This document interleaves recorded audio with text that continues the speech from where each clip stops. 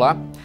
Projeto de lei apresentado na Assembleia Legislativa prevê incentivo à formação política e participação da juventude paulista na elaboração do processo legislativo estadual e políticas públicas estaduais. O projeto de lei é de autoria do deputado Marco Vignoli, do PSDB. Através desse projeto, a gente vai implementar o ensino obrigatório da Constituição Federal nas escolas paulistas. Além disso, os deputados vão ser obrigados a 2 vezes por ano participar de uma aula numa escola pública do estado de São Paulo. As audiências públicas vão ter a obrigatoriedade de contar com os jovens participantes. Além disso, também em seus gabinetes vai ser obrigatório que tenha pelo menos um jovem em cargo de comissão, fazendo com que a participação dos jovens seja ainda maior no Parlamento Paulista. Este é o tema do programa Em Discussão de hoje com as nossas convidadas. Isabela Oliveira, professora da Escola de Sociologia e Política de São Paulo, a FESPESP, e a pesquisadora Beatriz Rodrigues Sanches, do Grupo de Estudos de Gênero e Política da Universidade de São Paulo. Obrigado pela presença de vocês aqui nesse programa Em Discussão. Professora, vamos começar fazendo uma avaliação do que é o nosso sistema político, que a gente percebe da juventude, essa busca pela mudança, e para a gente buscar uma mudança, a gente tem que entender o que é que a gente quer mudar, né? Então, onde é que começa o nosso sistema político? Vamos até Aristóteles, que tinha o conceito do homem como animal político, onde tudo vai começar lá atrás. Bom, acho que a primeira coisa para a gente falar da questão de juventude e a participação na política é a gente entender que o que a gente chama de política, às vezes há uma confusão, porque às vezes as pessoas, quando falam em política, acham que é o sistema político, estão partidos, né? E a gente está falando das instituições. E o que eu acho interessante é a gente pensar que, na verdade, quando a gente fala de política, a gente está falando de algo muito mais abrangente, né? Então, a vida cotidiana, ela também pode ser política, né? Então, quando você tem um aprendizado sobre política, não necessariamente é só sobre o funcionamento dos partidos, ou como funciona a burocracia, ou como funciona o Estado. Mas, de fato, se a gente for olhar, as nossas relações são permeadas por política o tempo todo, mesmo que elas estejam fora das instituições e fora do Estado. Então, eu acho que, inicialmente, eu diria isso, que o importante é a gente conseguir olhar para a sociedade e entender que a sociedade tem certas dinâmicas e que a gente pode configurar isso como político, mesmo que ele esteja fora da instituição, mesmo que ele esteja fora do Estado ou que não seja feito por partidos. Sua avaliação, Beatriz, sobre essa questão, mudar a política da forma como ela é feita, que é o desejo do jovem hoje, o que é que ele precisa saber sobre o sistema para poder mudar o que existe? Eu acredito que a gente hoje vive uma crise de representação. Os jovens, eles não se sentem representados pelas instituições tradicionais de representação. Eu acho que os jovens, eles fazem política, essa política que não é a política institucional, é a política, por exemplo, que acontece na ocupação das escolas, é a política que acontece em junho de 2013 nos protestos de rua, mas a política feita nas instituições ainda não é permeada pelos jovens. O que a gente precisa mudar para que os jovens façam parte dessa política institucional? Eu acho que a primeira coisa é a influência do dinheiro nas campanhas políticas, por exemplo. Os jovens normalmente não têm acesso a recursos financeiros, a não ser que eles tenham contatos, parentes e uma rede de capital político que faça com que eles tenham esse dinheiro para serem eleitos, porque hoje em dia você não consegue se eleger tendo pouco dinheiro para sua campanha. Então esse fator, financiamento de campanha, eu acho que é um fator, por exemplo, que precisa ser repensado na forma como a gente trabalha hoje em dia no nosso sistema político. Enquanto o dinheiro tiver essa importância que ele tem, os jovens vão continuar tendo dificuldade para se elegerem. Professora, o projeto, aqui do tema do nosso programa, 451 de 2017, é de autoria do deputado Marco Vignoli, do PSDB. Prevê incentivo à formação política e participação da juventude na elaboração do processo legislativo estadual e políticas públicas estaduais. Há, de fato, uma lacuna nisso? O deputado quer preencher esta lacuna com esta proposta, ou existe alguma coisa que o jovem não está prestando atenção que existe por puro desinteresse? Eu acho que como a professora comentou, eu acho que há uma distância, de fato, entre a política, nesse sentido, né, da representação, e o cotidiano dos jovens, né? Então, não significa que os jovens não estejam fazendo política. Eu acho que o exemplo da ocupação das escolas é um ótimo exemplo, que os jovens estão se organizando, estão reivindicando suas questões, e acho que a questão é que talvez a gente tenha, de fato, um descompasso entre aquilo que a sociedade, e principalmente os jovens, estão pleiteando, e espaços, de fato, em que existe a possibilidade de dar encaminhamento para essas questões, inclusive visibilidade para elas. Então, eu acho que o interessante seria a gente olhar e ver que, na verdade, a gente precisa ter, de fato, uma maior aproximação e não ter, de fato, essa distância entre essas duas esferas, né, que seria a esfera do cotidiano e de como se faz. De qualquer maneira, eu acho interessante olhar para a questão da formação política e entender que outras disciplinas, quando a gente vai olhar o processo da educação como um todo, outras disciplinas, isso que a gente chama de formação política, é algo muito abrangente. Então, não é exatamente um conhecimento técnico sobre como funciona o executivo, o legislativo, não se trata só disso. Claro que isso é importante, mas isso muda, né? Eu acho que existe uma questão que como na formação toda de um jovem, de uma criança, na verdade, e de um jovem, como você tem uma série de disciplinas, uma série de discussões que elas são importantes para a formação política. Eu destacaria, por exemplo, filosofia e sociologia, que são disciplinas que aparentemente não estão relacionadas necessariamente com política, mas, na verdade, elas dão um embasamento para que você tenha um senso crítico, para que você consiga ler a sociedade de uma forma crítica. Então, eu acho que o jovem, ele precisa não apenas saber como funcionam e ter os instrumentos da política no sentido institucional, mas o jovem também precisa entender como ler criticamente a sociedade. E para isso é preciso muito mais do que você simplesmente estudar o que está na Constituição, do que está na lei, ou de como as leis são formuladas, ou de como funciona o sistema. É preciso que você tenha uma formação de um pensamento crítico, para que você consiga entender, por exemplo, o papel da mídia, para que você consiga entender como a sociedade funciona de uma maneira mais ampla, mais complexa, sua história, inclusive, e que isso vai te dar um embasamento para que você consiga entender a política. Você aí, nesse ponto, se refere à base educacional. A gente já teve este jovem mais bem informado criticamente por meio da sociologia, da filosofia em outros tempos. Isso se perdeu. Sim, eu acredito que a gente tem um movimento de perder, e acho que também tem que pensar a questão da complexidade. Então, por exemplo, a gente tinha no passado uma disciplina de educação moral e cívica, por exemplo. A rigor, né, a princípio, quando a gente tinha essa disciplina, ela poderia servir para que você tivesse esse entendimento de como funciona o Estado, de como a gente pode ter uma participação cidadã. Mas na prática não funcionava dessa forma. Então eu acho que é preciso que a gente tenha liberdade na escola para um livre pensar, para um pensamento crítico, e que essa base toda, ela deve conversar como um todo. Então ela não deve ser isolada. A formação política não deve ser isolada da formação ampla como ser humano. Então, existem noções, por exemplo, de ética que você vai encontrar na filosofia. Existe noção, por exemplo, de cidadania, noção de direitos humanos. Essas são formações básicas, primordiais, para que você entenda, inclusive, como as leis são formuladas, qual é o processo histórico. Então, é preciso, por exemplo, para entender política, que você entenda de história. Então, eu acho que a questão é como é que a gente consegue articular essas disciplinas, e isso dentro do que a gente chama de formação política, como a gente consegue articular um conhecimento mais específico sobre como funciona o sistema, de fato, e também ter um sistema de qualidade, ter um ensino de qualidade, né? Então, que inclusive é a reivindicação de muitos jovens que estavam nas ruas no ano passado, então, e nas escolas, né? Então, a gente tem, na verdade, um conjunto muito mais complexo, que você pode dizer assim, mas a gente de novo está falando da educação, e a educação é a base, e de fato a educação é a base de tudo. Então, a gente precisa ter uma discussão mais ampla e entender que não é uma disciplina específica, sendo ela obrigatória ou não, que necessariamente vá à formação política. A formação política se faz ao longo de muitos anos e de uma forma muito mais abrangente, envolvendo outras disciplinas. Isabela, Beatriz, né? Na esteira da sua resposta anterior, quais são as formas juvenis de se fazer política? Até porque não fazer política também é uma forma de fazer política?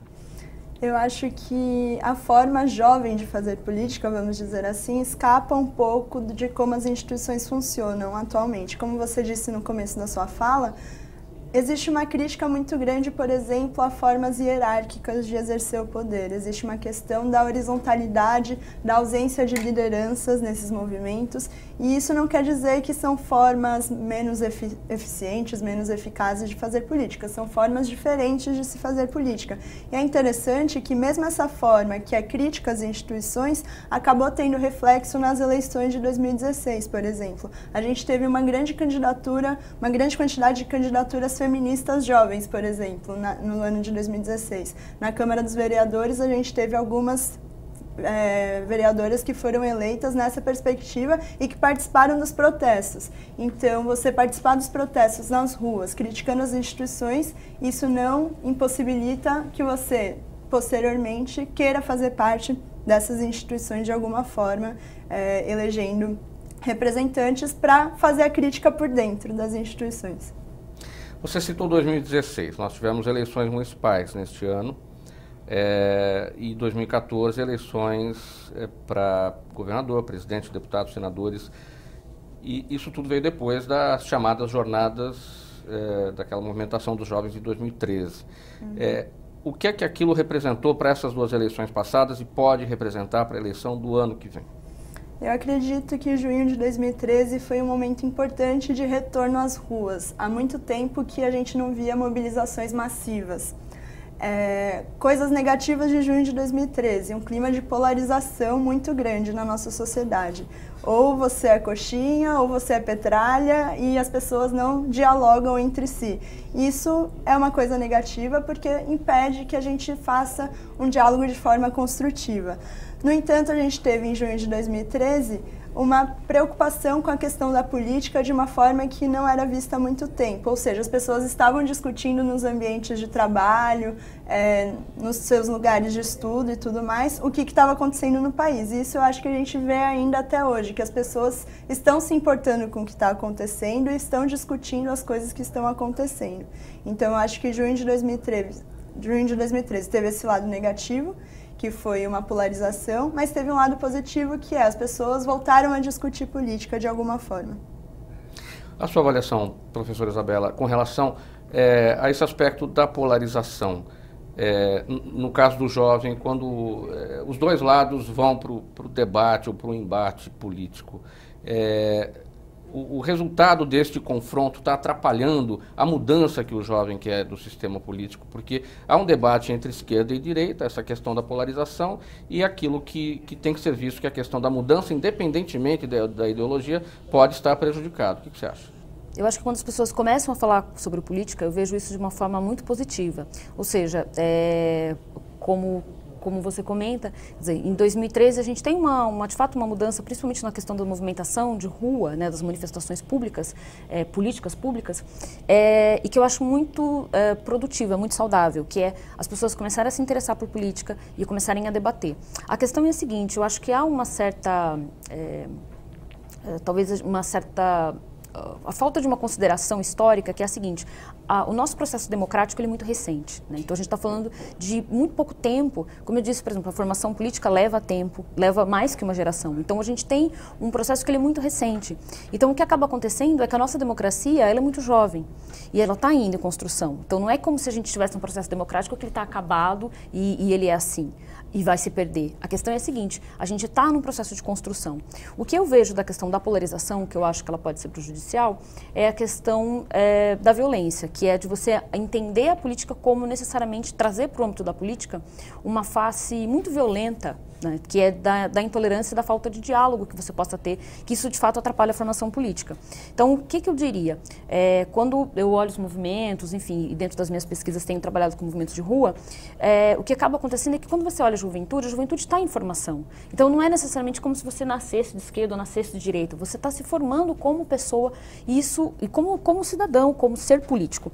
E isso é feito de diferentes maneiras, a partir da mídia, a partir da família, tem a ver com a religião, tem uma série de questões que você vai formando a pessoa a partir da questão política. E acho que o que a gente precisa entender, eu acho que seriam dois elementos. O primeiro é de que a política não é necessariamente o lugar daquilo que não é desejável, como a gente tem visto, por exemplo, em muitos casos de corrupção. Então a gente tem uma percepção de que tudo, quando a gente fala em política, a gente liga a algo que é sujo, assédio ou da corrupção. Então, acho que a gente precisa desmitificar isso, né, porque a política está muito para além disso, e ela deve ser um espaço que tem que ser ocupado pelos jovens. E acho que um segundo aspecto que eu destacaria é a questão de como é importante entender que o diálogo e a questão das ideias, dos debates, eles são importantes, mesmo que haja discordância, né? A democracia não é para a gente concordar todo mundo entre si. A questão é exatamente essa, de como, como a Beatriz aponta, como você tinha movimentos de rua, pessoas que estavam fazendo crítica e que depois entraram no sistema, o que também não tem nenhum problema com isso. Então, eu destacaria isso, que a questão da polarização, às vezes, gera uma falta de debate, uma falta de diálogo, e isso é primordial para a democracia. O mesmo questionamento que eu fiz para a Beatriz.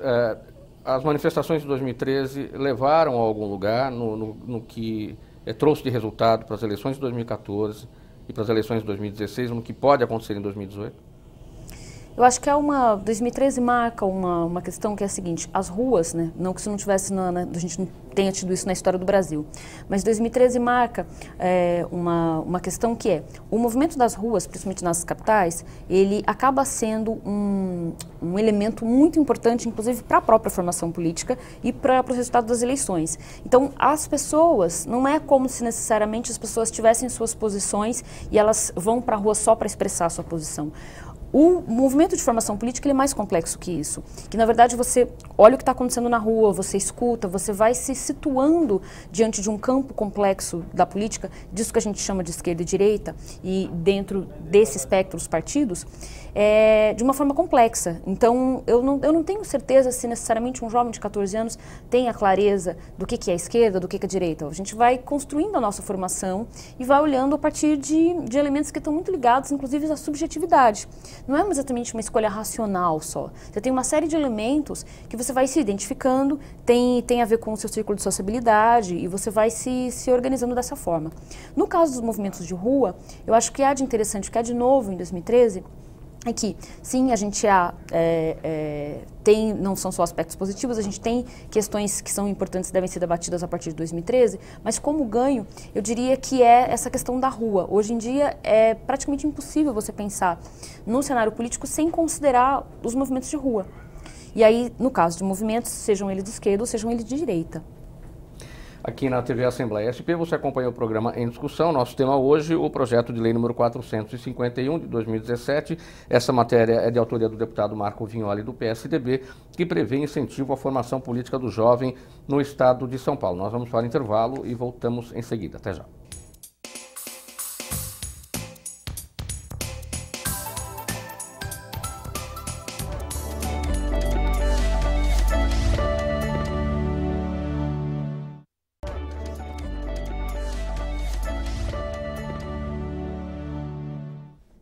De volta na TV Assembleia SP com o programa Em Discussão. Nosso tema hoje, o projeto de lei 451 de 2017, de autoria do deputado Marco Vignoli, do PSDB, que prevê o incentivo à formação política do jovem no estado de São Paulo.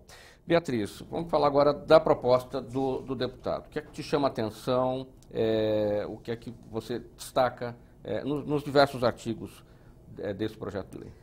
Eu achei muito interessante a proposta do deputado, principalmente no que diz respeito em relação à formação política nas escolas e como ampliar a relação entre a Assembleia Legislativa e as escolas estaduais, trazendo os jovens para dentro da Assembleia, levando os deputados para as escolas e fazendo esse intercâmbio, sempre numa perspectiva de que não são os deputados que vão ensinar para os jovens o que é política, mas vai ser uma troca. Os jovens vão falar, na opinião deles, o que eles acham que é política e os deputados vão fazer esse diálogo. Uma coisa que eu senti falta nessa proposta foi a relação da universidade com esse projeto de lei. Porque, por exemplo, nós formamos milhares de estudantes todo ano de pós-graduação em ciência política, sociologia, antropologia, filosofia. Por que não trazer esses jovens também para dentro das escolas para discutir com os jovens esses temas? Nessa perspectiva de uma formação política mais ampla, que não esteja restrita somente às instituições políticas tradicionais, mas o que é ética, o que é representação. Essas discussões em que a gente tem debatido dentro da universidade tem que sair do âmbito da universidade e ir para as escolas e também para a Assembleia Legislativa. Então, fazer essa articulação entre universidade, escolas e Assembleia é uma coisa que pode acrescentar nesse processo de formação política e que não estava presente no projeto. Mas é isso, essa formação política dos alunos, das escolas, trazendo essa relação entre os dois âmbitos, eu acho uma questão muito interessante no projeto. Professora, a sua avaliação também sobre a proposta, o que é que te chama a atenção e o que é que você deu falta, que é a questão, por exemplo, levantada pela Beatriz, que é a falta das universidades, a presença delas. Eu concordo com a falta da universidade, eu acho que é primordial, até porque a gente tem uma noção que estudante é apenas um estudante, né, as crianças, um estudante de ensino médio. E não é verdade, né? A gente tem, de fato, uma tentativa de cada vez mais integrar as diferentes idades e diferentes formas de ensino, e eu acho primordial mesmo a gente ter o contato e essa troca, né, esse diálogo, esse intercâmbio entre pós-graduandos, graduandos e ensino médio. Tenho um pouco de dúvidas em relação à questão digamos, desse ensino ser obrigatório, né? Eu acho que isso deveria ser um pouco mais debatido. E em relação à questão dessa participação, eu vejo com muito bons olhos também essa abertura da Assembleia para os estudantes. Acho que a gente deveria, nesse caso, se atentar para o fato de como é que a gente vai lidar com a divergência. Então, quando eu estava lendo o projeto de lei, eu fiquei com essa dúvida, né, que é como a gente vai lidar com os estudantes que tiverem posições políticas divergentes, né, daquela que está colocada em debate ou daquela que estão, por exemplo, dos políticos. Então, acho que a questão é como é que a gente vai lidar com a divergência e como é que a gente vai dar voz, de fato, para diferentes perspectivas, né? Porque só faz sentido ter uma iniciativa como essa se ela for plural, né? Se ela se couber dentro dessa discussão diferentes perspectivas e aprender como a gente consegue dialogar e colocar diferentes pontos de vista em debate. Então, eu acho que o interessante de uma ação como essa não é buscar necessariamente só o consenso, né? Só aquilo que a gente concorda, mas a gente saber, aprender como é que a gente consegue conviver e construir uma sociedade e viver em sociedade, construir política, mesmo discordando. Eu acho que esse é o ponto principal. Em relação a essa questão da discordância, eu acho que um ponto importante que a gente tem que discutir sobre a participação política dos jovens é o papel das redes sociais. E como as redes sociais, que são o canal de informação primordial dos jovens, saiu uma pesquisa recentemente que fala que mais de 80% dos jovens, o canal principal de informação são as redes sociais, não é jornal, não é televisão, é a internet. Então, as redes sociais, elas acabam criando bolhas. E daí, dentro dessas bolhas, os jovens afirmam aquilo que eles acreditam e não existe essa construção coletiva do que é uma posição política, do que significa a participação política. As pessoas se sentem muito à vontade para reproduzir preconceitos, estereótipos e não há nenhum tipo de punição nesse âmbito social e virtual, porque você não está vendo a outra pessoa fisicamente, então você acha que não vai ter nenhuma consequência aquilo que você vai reproduzir nas redes sociais. Então, acho que a gente tem que discutir qual a importância das amizades virtuais, das redes sociais para essa formação política dos jovens. Eu acrescentaria uma coisa importante da tua fala, que é a seguinte, que é por isso que eu comecei falando sobre a questão de uma formação mais ampla, de uma formação que passe por outras disciplinas, inclusive eu citei exemplo da filosofia, da sociologia, mas de outras, como língua portuguesa, que é a seguinte, não basta você simplesmente saber como funciona a política, quais são os mecanismos de funcionamento institucional. Você precisa saber, como jovem, você precisa saber que existe, como é que a mídia se organiza, que você tem diferentes pontos de vista, que a mídia não é neutra, né? Um canal de comunicação, uma determinada emissora de TV, um determinado jornal, não é neutro. Eles estão dentro da sociedade e eles se localizam politicamente também em determinados contextos.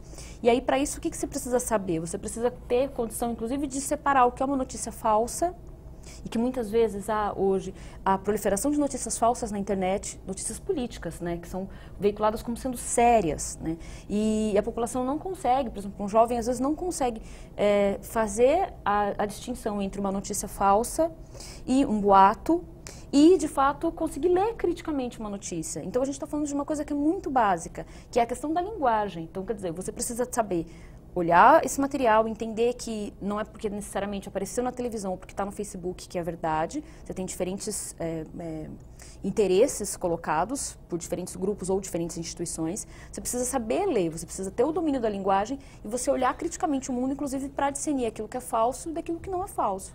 Nesse sentido, a rede social ela mais ajuda ou mais atrapalha? Porque existem pesquisas, inclusive, que mostram que muita gente acredita que a internet se resume à rede social.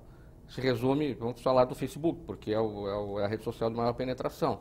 E acredita em tudo que ali está e tem notícia falsa, de um lado e de outro, tem gente a serviço dos dois lados, disseminando informação falsa, e às vezes coisas ali publicadas que também não têm a devida isenção mesmo de veículos mais sérios.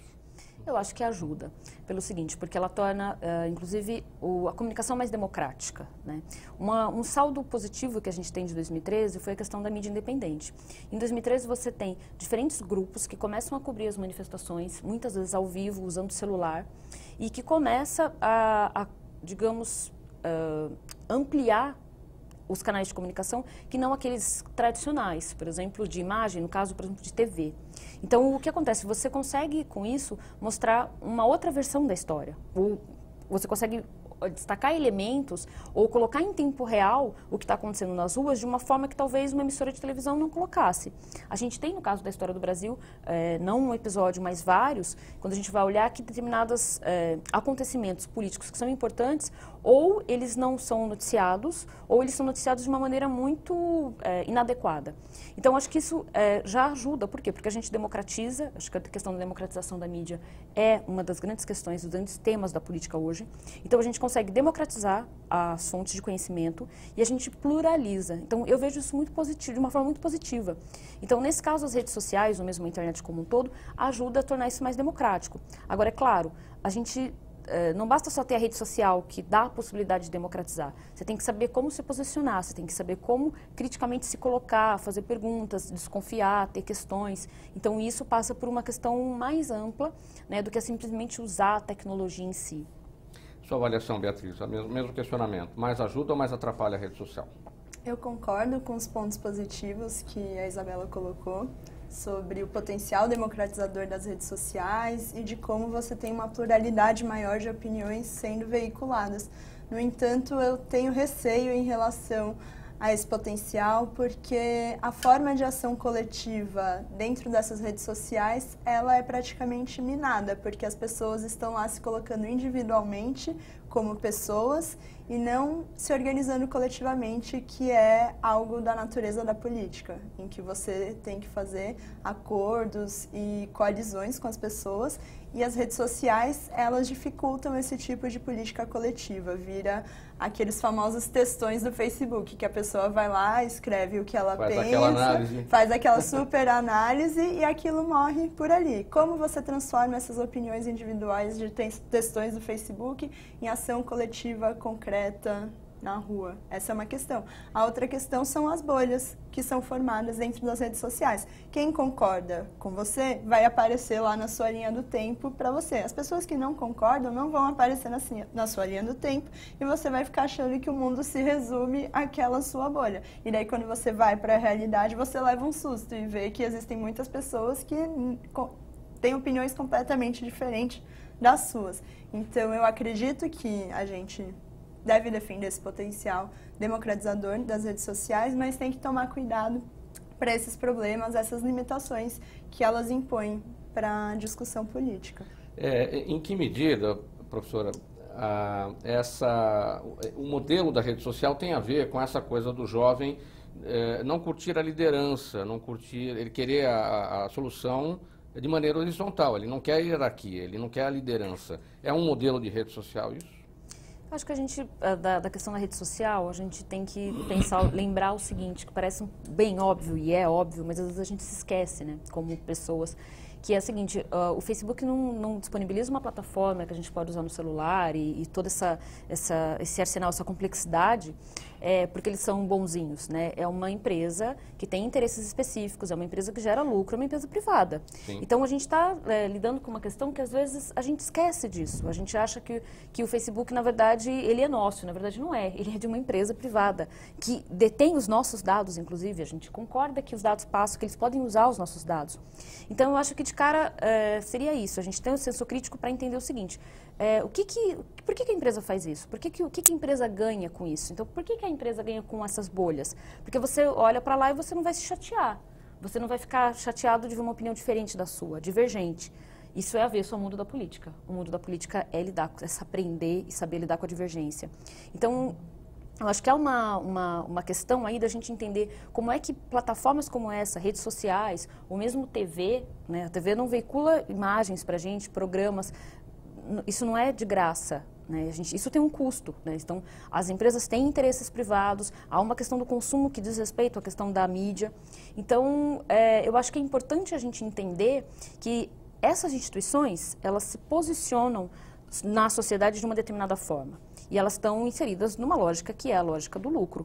Então, você não pertence, o Facebook não é seu. O Facebook é de uma companhia e os seus dados estão lá e você vai colocar esses dados. Então, e é preciso entender que a criação dessas bolhas ou a criação desses espaços de convergência, na verdade, eles são uma face criada artificialmente. Mas a sociedade fora dessa plataforma, ela é o espaço da divergência, ela é o espaço da diferença. E a gente precisa, enfim, tornar esse espaço da diferença, esse espaço da divergência, democrático, mais justo, mas ele vai continuar existindo. Então a gente precisa entender que as coisas não são como estão colocadas dentro da timeline. Então é preciso, eu acho que esse exercício de estranhamento, esse exercício de entender que fora dessas bolhas, ou fora de alguém que está controlando matematicamente os discursos são divergentes e a gente precisa aprender a lidar com eles.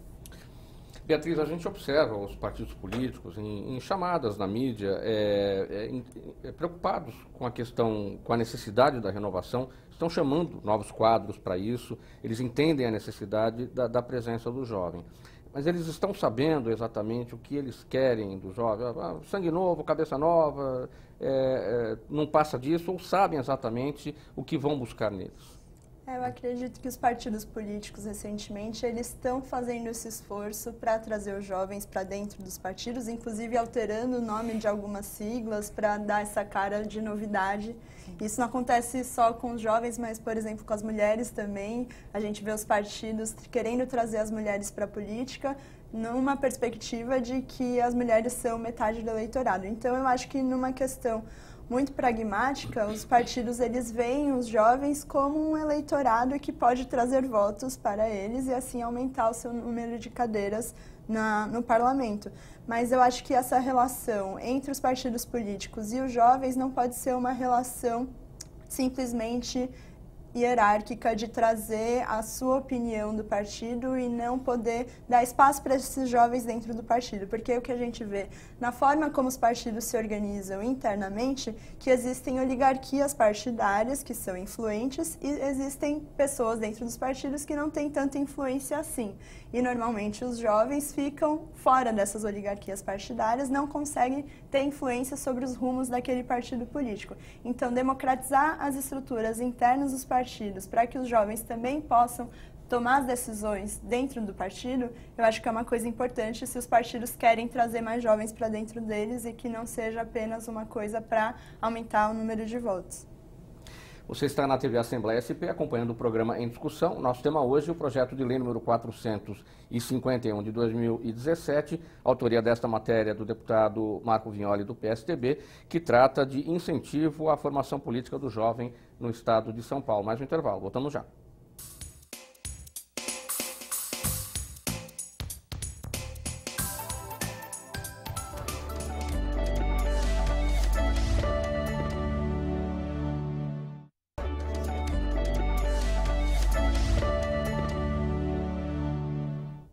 De volta aqui na TV Assembleia SP com o programa em discussão e o nosso tema hoje, o projeto de lei número 451 de 2017, autoria do deputado Marco Vignoli do PSDB, que prevê o incentivo à formação política para o jovem no estado de São Paulo. Professora Isabela, ainda na sequência do bloco anterior, o que eu havia questionado com a Beatriz, os partidos políticos procurando o quadro dos jovens, indo para a mídia para chamar esse público para compor essas agremiações.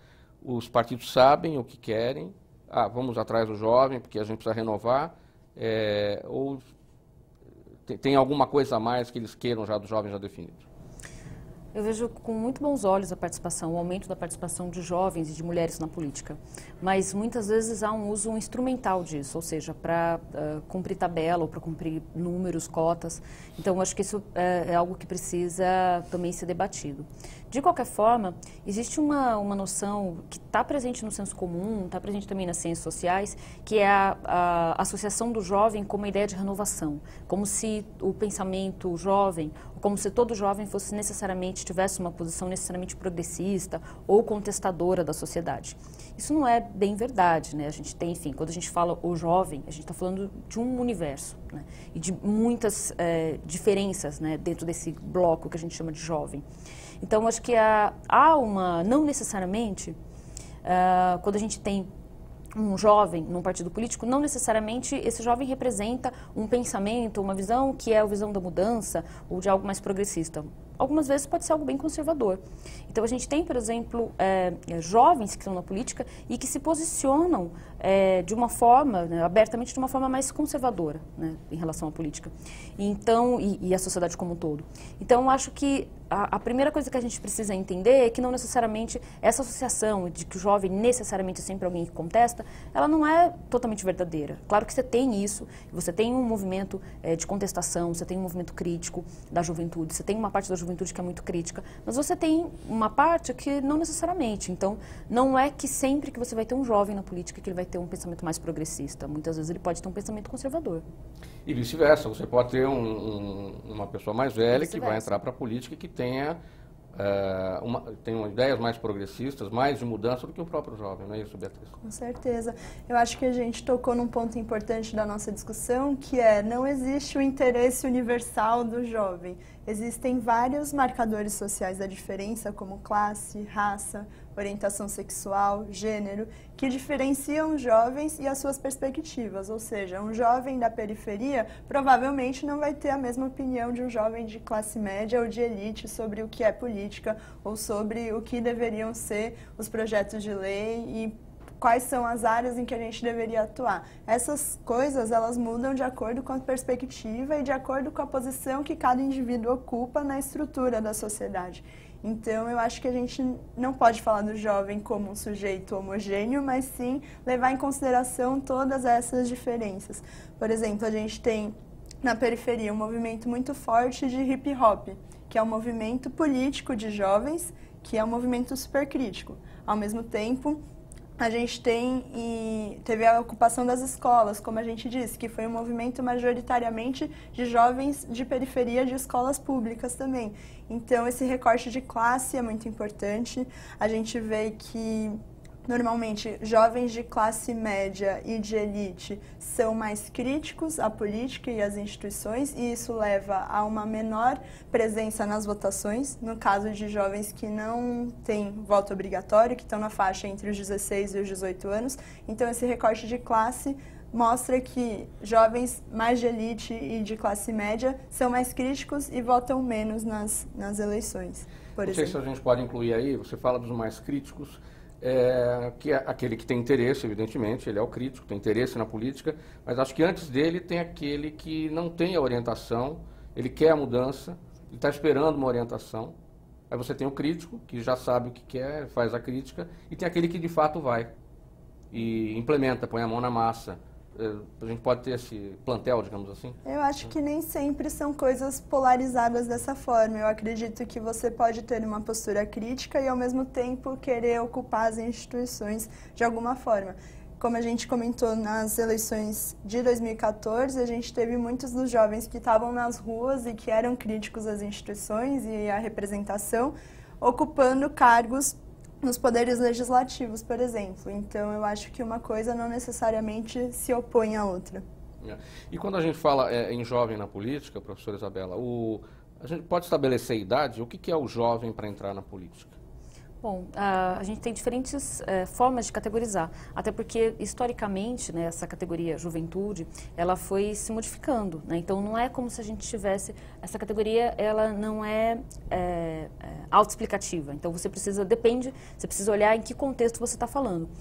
Esse espaço, né, que a gente chama de juventude, que é entre a infância e a vida adulta, quando a gente vai olhar historicamente, ele foi cada vez mais se alargando, né? Então, não é sempre que existiu essa categorização, ou seja, esse intervalo entre a vida adulta e entre a infância e a vida adulta. O que a gente tem, quando a gente vai olhar historicamente, é um alargamento em termos de tempo mesmo desse processo. Então, antigamente, por exemplo, até porque a gente tem uma mudança significativa da expectativa de vida.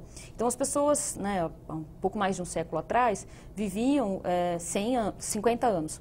Hoje, a gente quase dobrou esse número. Então, o que acontece? Nesse caso, esse espaço entre o que a gente chama de juventude, ele tem se alargado mais. Inclusive, a gente tem, inicialmente, por exemplo, jovem até os 24 anos, mas há formas de categorizar que vão até os 29 anos. Então, o que a gente chama de juventude, ele está ficando cada vez mais alargado e cada vez se modificando mais. Então, falar de juventude em 1988 era uma coisa, falar de juventude hoje é outra. Além disso, a gente tem um recorte de classe, né, como você bem aponta, que eu acho que ele deve ser levado em consideração. Até, inclusive, para falar da questão de uso de redes sociais, né? Qual que é a possibilidade que você tem de acesso quando você tem poucos recursos, quando você não tem, quando você tem que trabalhar e estudar, ou quando você só dá tempo de trabalhar, você não estuda, quando você não tem condição de ter um smartphone. Então, quer dizer, quando a gente olha, né, o jovem que aparece, normalmente, ele é um jovem classe média. Então, a gente está falando de um jovem que é a pessoa, esse ator social que tem visibilidade na sociedade, a gente, em geral, está falando de classe média. Há uma parcela da população de jovens que eles são invisíveis, que eles são quase que a gente não consegue perceber a presença deles como atores sociais. Por quê? Porque eles estão, enfim, eles não têm os mesmos espaços sociais, inclusive de ocupar a mídia ou ocupar outras formas de visibilidade. Então, a gente tem um recorte de classe que ele modifica também o impacto do que é ser jovem. Uma coisa é você ser jovem, como você aponta, na periferia e tendo que estudar e trabalhar. Uma outra coisa é você ser jovem estudando e morando no centro. Então, isso faz com que essa categoria jovem, ela é muito complexa. Então, ela é complexa do ponto de vista histórico, porque ela se modifica, e ela é complexa também, estou citando um marcador, que é classe. A gente poderia citar outro, do que é a diferença para homens e mulheres, mas, de qualquer maneira, a gente tem uma sobreposição de diferentes marcadores, e esses marcadores compõem isso que a gente chama de juventude, e isso também se modifica. Beatriz, vamos repercutir um dado aqui, pensando na eleição do ano que vem. Uma pesquisa do Data Popular, foi feita no ano passado essa pesquisa. 60% das pessoas entrevistadas, jovens, naquela época, acreditavam que o país estaria melhor sem os partidos políticos. E 70% achavam que o voto pode transformar o Brasil. Não tem um paradoxo aí? Como é que isso se reflete nas urnas? Até porque o sistema não vai existir sem partido político, né? Eu acho que a primeira coisa que a gente tem que dizer em relação a essa insatisfação sobre os partidos políticos é que não é uma coisa exclusivamente da juventude ou do Brasil. Os partidos políticos ao redor do mundo estão passando por esse processo de descredibilidade. E isso é por quê? Porque os partidos, eles não representam os interesses da maior parte da população. Acabam existindo essas oligarquias partidárias que defendem os seus próprios interesses e não são permeáveis aos interesses da maior parte da população. Então, como resolver esse paradoxo? Porque os jovens, como você disse nessa pesquisa, estão querendo participar politicamente através do voto, mas ao mesmo tempo não acreditam nos partidos políticos. Reformando os partidos políticos, fazendo com que eles sejam instituições mais democráticas e que tenham acesso da população jovem, inclusive da população jovem de periferia, que é ainda mais excluída desses partidos políticos, e fazendo com que o diálogo dentro desses espaços de política, de participação, sejam feitos da maneira mais democrática possível, que não é o que acontece hoje em dia. Professora, quem é o seu aluno lá na FESPESP? É o jovem também? A gente tem enfim, tem alunos que são segunda graduação, então são alunos mais velhos, alunos que voltaram a estudar. Você tem alunos mais jovens, mas eu acho que numericamente a maior parte dos meus alunos são de fato pessoas que recém saíram do ensino médio. E qual é o que você consegue absorver deles em relação a esse interesse, essa necessidade do jovem na política? A impressão que eu tenho, isso é minha experiência de sala de aula, né? A impressão que eu tenho é que há uma espécie de uma proliferação de mitos sobre a política, né? De mitos no sentido de que são ideias equivocadas, né? Um pouco fantasiosas, né? Sobre o que é a política, sobre como a sociedade funciona. Então eu acho que o que eu vejo é que muitas vezes os jovens, eles não conseguem pautar as suas escolhas em formas de comunicação e informação que elas sejam de fato adequadas. Então, muitas vezes, esse jovem ele vai se pautar num boato, ele vai se orientar a partir de uma notícia falsa. Então, é muito difícil hoje você conseguir ir a fundo e mesmo até a gente vê casos que acontecem entre jornalistas, né? E é muito difícil você ir a fundo e conseguir entender um pouco como é que essas notícias são feitas, ou seja, como é que os discursos sobre a política, eles se formam, né? Então, acho que há em geral, uma ideia de que é como se esses discursos fossem neutros, né? E, na verdade, não são, não tem discurso neutro. O discurso, ele parte de algum lugar, de alguma pessoa, de alguma instituição, atende a determinados interesses. Então, o que eu acho interessante em sala de aula é que, à medida que a gente vai debatendo e à medida que a gente vai conversando, você vai colocando em dúvida determinadas questões, né? E aí, eu acho que isso é esse exercício do diálogo, ou esse exercício de desconfiar, eu acho que a chave está aí, em você desconfiar, né? Desconfiar de tudo, mas ao mesmo tempo não perder a crença no sentido institucional, no sentido de funcionamento das instituições. Você precisa desconfiar, precisa modificar, muitas vezes, como a Beatriz aponta, precisa de dentro modificar as instituições, mas de alguma forma você tem que ter uma postura crítica, né? Então isso de desconfiar, que eu estou chamando, é ter uma postura crítica em relação ao mundo, né? Desconfiar mesmo. Bom, apareceu na televisão, mas será? Né? O que essa emissora de televisão ganha ao veicular essa matéria ou não veicular essa matéria? Então eu acho que esse exercício de desconfiança, de senso crítico, ele é fundamental para o exercício político. Você destacou lá atrás, no começo do programa, a questão da sociologia, da filosofia, como fundamentais na formação do pensamento, na formação da crítica. E do ano passado para cá, menos agora, mais do ano passado, a questão da reforma do ensino médio, que o governo federal quer implementar, de que forma essa questão da sociologia, do ensino da sociologia, da filosofia, poderia entrar nessa reforma do ensino médio, visando a questão da formação do pensamento e o estímulo ao jovem na política? Eu vejo com muita preocupação os movimentos de escola sem partido, né, ou de outros movimentos que defendem a ideia de que a escola de aula deve ser um lugar neutro da política, né, que na sala de aula não se fala política, ou você não pode discutir política numa aula de história, ou você não pode discutir política numa aula de matemática, de língua portuguesa.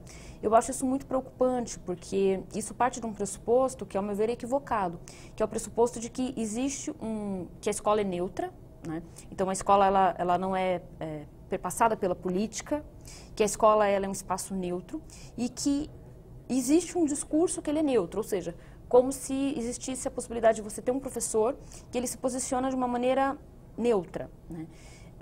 Não tem como existir no mundo de forma neutra nesse sentido, né? Neutro no absoluto. Quando você escolhe a sua roupa, né? Você escolhe como você se veste, você escolhe como você fala com as pessoas, se você vai falar gíria, se você vai falar de uma maneira usando a norma culta, isso são escolhas políticas no limite.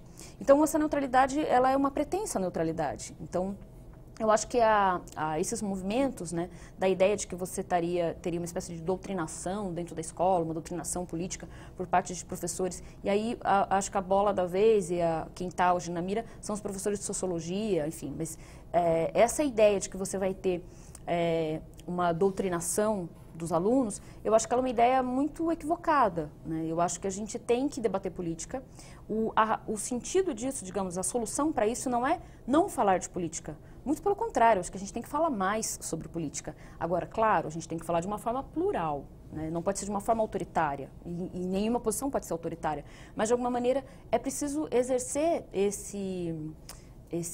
essa potencialidade, né, nas crianças e nos jovens de desconfiar, de ter um pensamento crítico e de conseguir debater e de estabelecer diálogo sobre a política. Beatriz, bem objetivamente, esse aspecto da escola sem partido e aí a sua conclusão sobre o nosso tema em até um minuto. Eu também vejo com receosidade esse movimento da escola sem partido.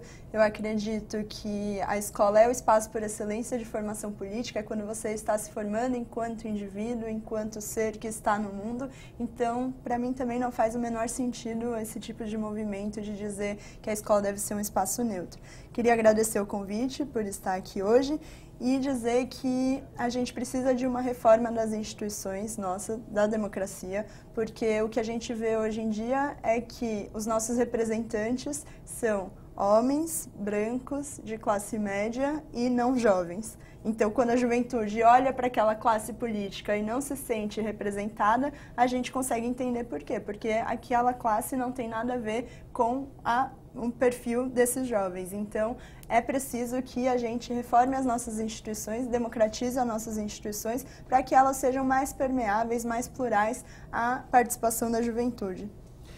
Professora Isabela, sua conclusão sobre o nosso tema, a proposta de incentivo à formação política do jovem.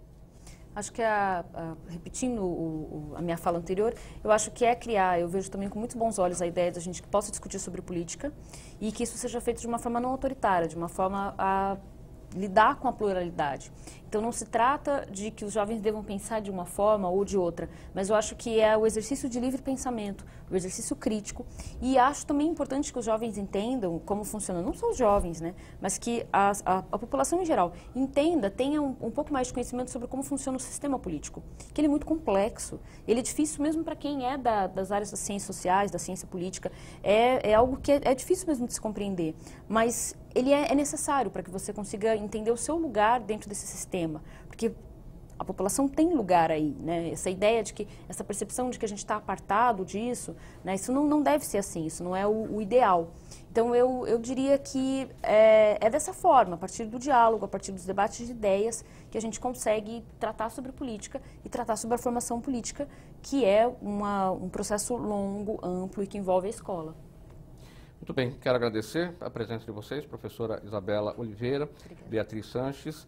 Hoje nós falamos aqui sobre o projeto de lei do deputado Marco Vignoli do PSDB, projeto de lei número 451 de 2017, que prevê o incentivo à formação política do jovem no estado de São Paulo. Quero agradecer a você, jovem, e todo o público que nos acompanhou neste programa, e fale-me a respeito sobre esse programa na rede social, aí no endereço que aparece na sua tela. Tchau, tchau, até o próximo tema.